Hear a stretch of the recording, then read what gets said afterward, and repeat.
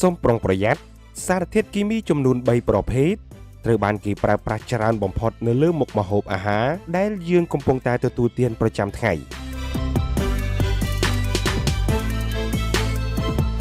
លោកអ្នកនាងប្រហែលជាបានដឹងហើយថាសារធាតុគីមីគឺមិនត្រូវបានអនុញ្ញាតឲ្យប្រើលើចំណីអាហារឡើយក៏ព្រោះតែប៉ះពាល់ដល់សុខភាពក៏ប៉ុន្តែនៅតែមានអ្នកលក់ជាច្រើនបានប្រើប្រាស់សារធាតុគីមីទាំងនេះដាក់នៅក្នុងមុខម្ហូបអាហារ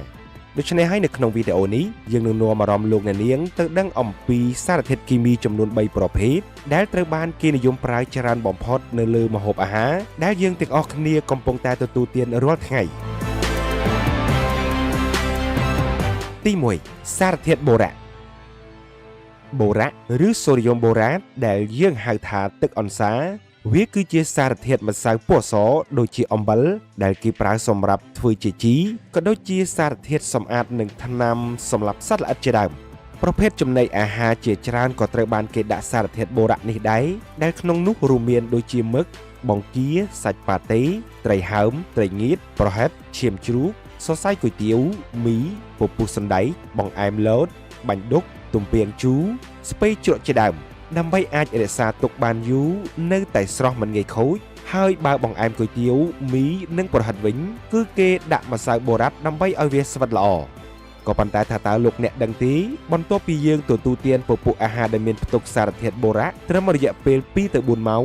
នោះវានឹងមានរោគសញ្ញាលេចឡើងដូចជាឈឺក្បាលក្តៅខ្លួនក្អួតចង្អោរក៏ដូចជាបង្កឲ្យក្រហមភ្នែកផងដែរការដែលទទួលទានសារធាតុបូរ៉ាក្នុងបរិមាណច្រើនវាក៏អាចបណ្ដាលឲ្យខូចតម្រងនោមរបស់យើងលើសតែពីនេះទៅទៀតនោះការដែលទទួលទានអាហារដែលមានផ្ទុកសារធាតុបូរ៉ាត្រឹមតែ15ទៅ20ក្រាមវាអាចសម្លាប់មនុស្សពេញវ័យបានហើយចំពោះកុមារគឺត្រឹមតែ5ក្រាមប៉ុណ្ណោះទី2សារធាតុហ្វូម៉ុលឬក៏ formalin វាគឺជាឧស្ម័នឆួលគ្មានពណ៌ដែលត្រូវបានគេប្រើប្រាស់ជាទូទៅក្នុងវិស័យឧស្សាហកម្មសម្រាប់ការផលិតជ័រផ្លាស្ទិកជីគ្រឿងសម្អាងនិងវាយនភ័ណ្ឌជាដើម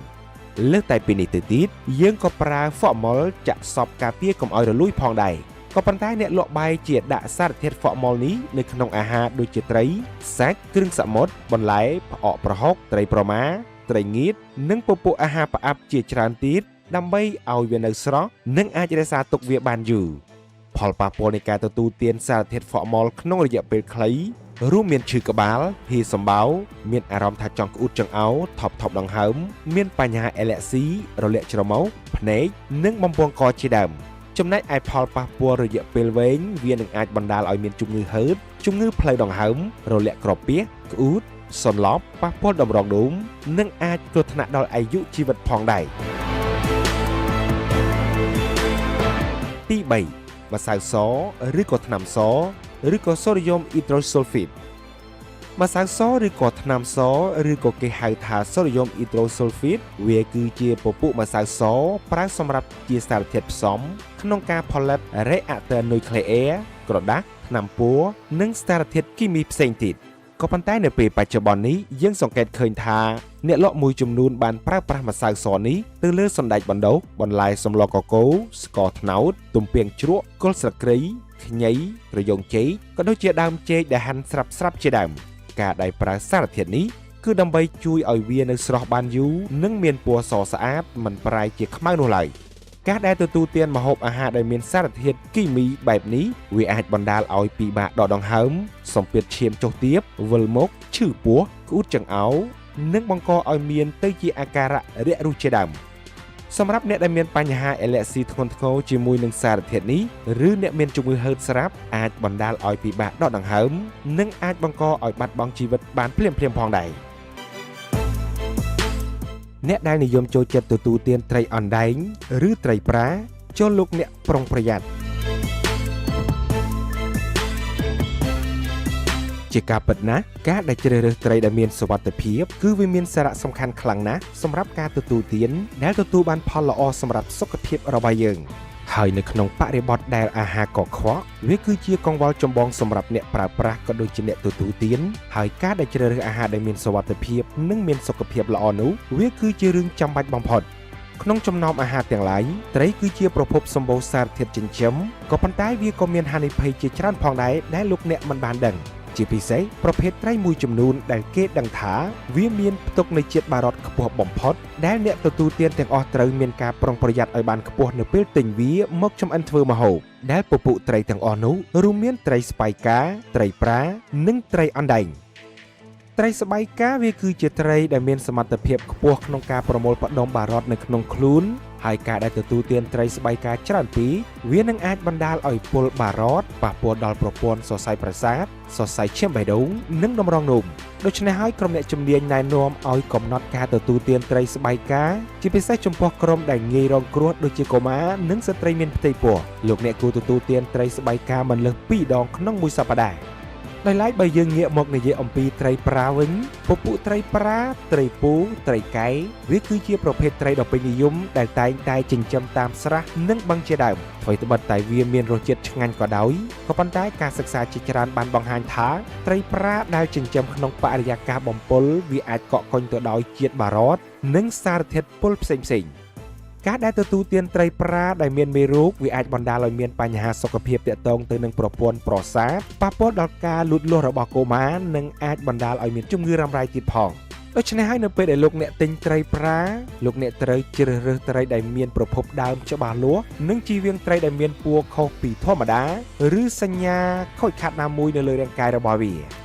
ដោយឡែកបើយើងងាកមកនិយាយអំពីត្រីអណ្ដែងវាគឺជាត្រីមួយប្រភេទដែលមានសមត្ថភាពខ្ពស់ក្នុងការប្រមូលផ្ដុំជាតិបារ៉តបើយោងតាមការសិក្សាជាច្រើននិងរបាយការណ៍មួយចំនួនត្រីអណ្ដែងស្ថិតនៅក្នុងបញ្ជីត្រីដែលទំនងជាមានបារ៉តខ្ពស់បំផុតជាងប្រភេទត្រីដទៃទៀតក៏ប៉ុន្តែបើទោះជាយ៉ាងណាក៏ដោយកម្រិតបារ៉តនៅក្នុងត្រីអណ្ដែងវាអាចប្រែប្រួលអាស្រ័យលើប្រភពដើមទំហំនិងជម្រករបស់វា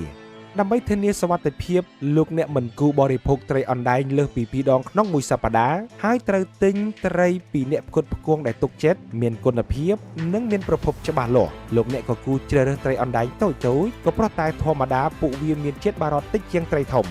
ដូច្នេះសរុបជារួមត្រីស្បៃការត្រីអណ្ដែងក៏ដូចជាត្រីប្រាពួកវាគឺជាត្រី3ប្រភេទដែលមានជាតិបារ៉តខ្ពស់ដែលអ្នកប្រើប្រាស់គួរតែនៅឲ្យឆ្ងាយហើយដើម្បីការពារសុខភាពខ្លួនអ្នកក៏ដូចជាក្រុមគ្រួសាររបស់អ្នកលោកអ្នកគួរតែប្រយ័ត្នជានិច្ចនៅពេលជ្រើសរើសអាហារសួរឲ្យបានច្បាស់លាស់អំពីប្រភពដើមនៃត្រីនិងផ្ដល់អាទិភាពដល់ត្រីដែលមានសុវត្ថិភាពសម្រាប់គ្រួសារអ្នកដឹងហើយគួរឲ្យខ្លាចដែលនេះគឺជាមូលហេតុគេហាមមិនឲ្យមនុស្ស5ប្រភេទនេះមិនគួរទទួលទានពពុះអាហារត្រាំឬក៏អាហារជ្រក់បាទលោកអ្នកនាងប្រិយមិត្តជាទីមេត្រីថ្មីត្បិតថាប្រភេទអាហារត្រាំឬក៏ពពុះប្រភេទអាហារជ្រក់វាគឺជាអាហារដែលងាយធ្វើសាមញ្ញនិងមានរសជាតិឆ្ងាញ់និងពេញនិយមក៏ពិតមែនក៏ប៉ុន្តែមិនមែនសុទ្ធសឹងតែគ្រប់មនុស្សទាំងអស់អាចទទួលទានវាបាននោះឡើយហើយទទួលទានប្រកបដោយសុវត្ថិភាពនោះទេយ៉ាងណាក៏ដោយក្រុមមនុស្សទាំង5ប្រភេទនេះត្រូវបានក្រុមជំនាញផ្នែកអាហារូបត្ថម្ភក៏ដូចជាក្រុមគ្រូពេទ្យហាមដាច់ខាតមិនគួរទទួលទាននោះទេក៏ព្រោះតែវាធ្វើឲ្យមានបញ្ហាដល់សុខភាពខ្លាំងបំផុតទី1ក្រុមមនុស្សដែលមានជំងឺតម្រងនោមនៅពេលដែលក្រលៀនចុះខ្សោយមុខងារកម្ចាត់ជាតិពុលក្នុងរាងកាយក៏វាចុះខ្សោយទៅតាមនឹងដែរដូច្នេះហើយប្រសិនបើលោកអ្នកនាងមានជំងឺប្រភេទនេះការដែលទទួលទានប្រភេទអាហារដែលមានជាតិអំបិលច្រើន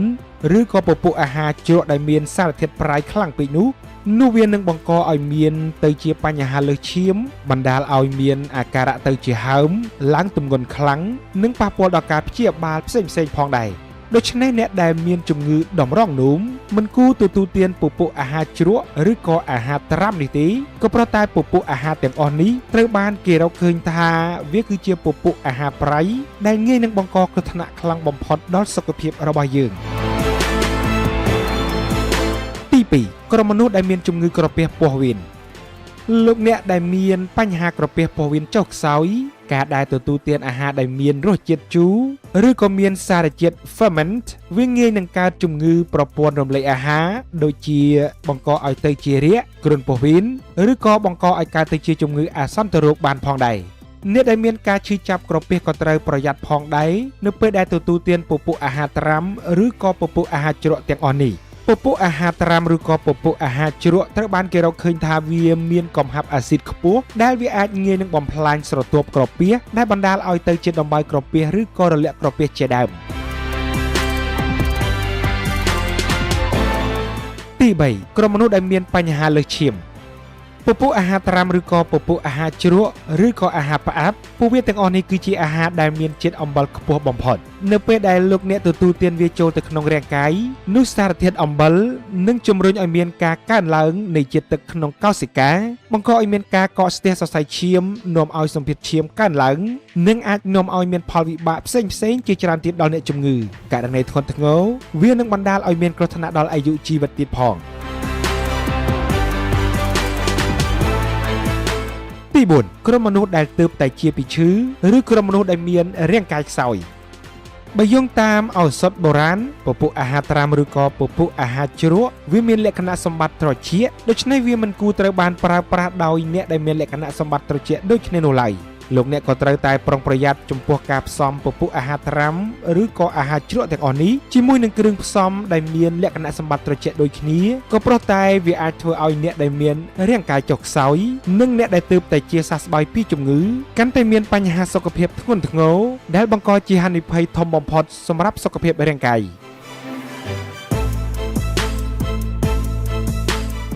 ទី5ស្ត្រីមានផ្ទៃពោះសារធាតុនីត្រីតត្រូវបានរកឃើញនៅក្នុងប្រភេទអាហារជ្រក់ដែលផ្សំជាមួយនឹងពពុះអាស៊ីតអាមីណូដែលអាចបង្កើតបានទៅជានីត្រូសាម៉ាញ់ដែលជាសារធាតុបង្កជំងឺមហារីកស្ត្រីដែលកំពុងតែមានផ្ទៃពោះនិងកំពុងតែទទួលទានពពុះអាហារត្រាំឬក៏អាហារជ្រក់ដែលសម្បូរទៅដោយសារធាតុអំបិលខ្ពស់នោះច្រើនមានហានិភ័យខ្ពស់ដែលបង្កផលប៉ះពាល់ដល់សកម្មភាពស្បូនដែលមិនល្អនោះឡើយសម្រាប់ទារកដូច្នេះស្ត្រីមានផ្ទៃពោះមិនចាំបាច់តមទាំងស្រុងនោះទេក៏ប៉ុន្តែពួកគេក៏ត្រូវតែតមនិងមិនគួរទទួលទានពពុះអាហារទាំងអស់នេះជាពិសេសគឺពពុះបន្លែជ្រក់ឬបន្លែត្រាំនេះឯង